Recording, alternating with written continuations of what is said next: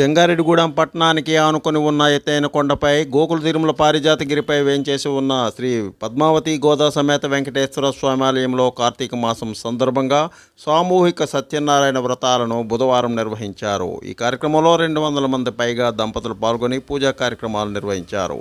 అన్నవరం వేద పండితులు శ్రీరామ్ కుమార్ శర్మ వ్రత విధానాన్ని వివరిస్తూ భక్తులచే వ్రతాలను చేయించారు. ఆలయ ప్రధాన అర్చకులు నల్లూరు రవికుమారాచార్యులు, అర్చకులు ఋషికేశాచార్యులు, రాఘవాచార్యులు పూజా కైంకర్యాలను నిర్వహించారు.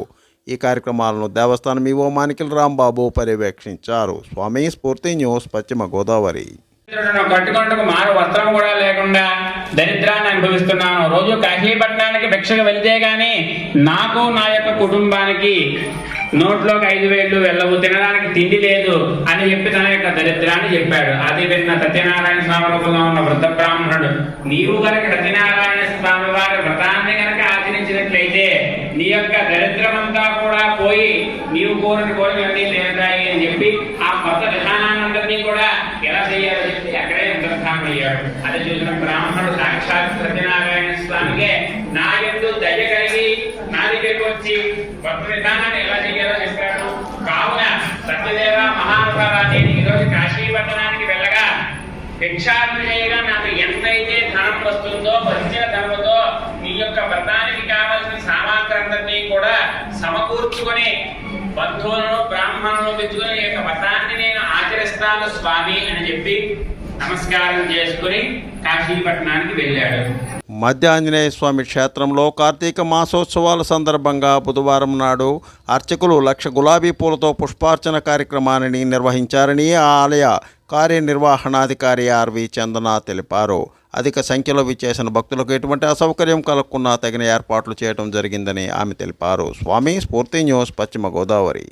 మధ్య ఆంజనేయ స్వామి దేవస్థానం గురువాయూరు, జంగారెడ్డిగూడెం మండలం, ఏలూరు జిల్లా శ్రీ మధ్య ఆంజనేయ స్వామి గారు క్షేత్రంలో ప్రతి సంవత్సరం జరుగుతున్నట్టుగానే ఈ సంవత్సరం కూడా వైఖానస ఆగమ శాస్త్రబద్ధంగా కార్తీక మాసోత్సవాలు అత్యంత అద్భుతంగా నిర్వహించబడుతున్నాయి.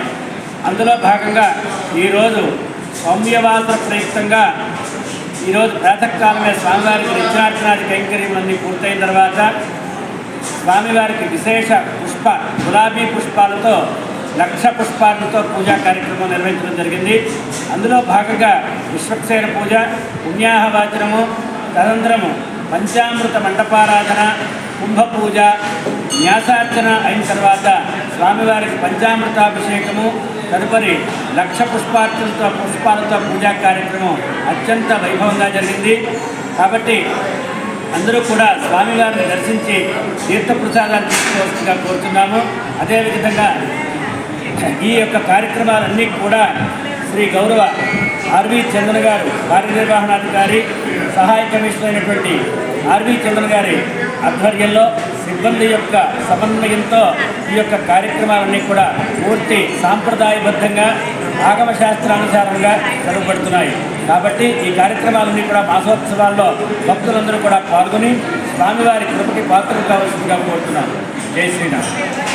Please like, share, subscribe our channel.